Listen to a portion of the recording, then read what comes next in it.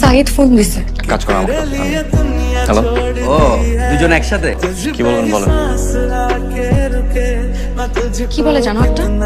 20 লাখ টাকা চাইছে, দিলেও তোমাকে ডিভোর্স দিয়ে দিবে আর ছবি ভিডিও যা আছে সব ডিলিট করে দিবে।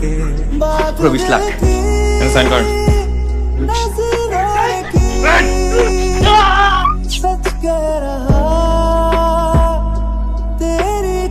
কি বললো ডাক্তার? ডাক্তার বললো এখন অবস্থা অনেকটা ভালো। আলহামদুলিল্লাহ। নীলিমার কোনো খোঁজ পেয়েছে? না বাবা, কোনো খোঁজ পাই নাই।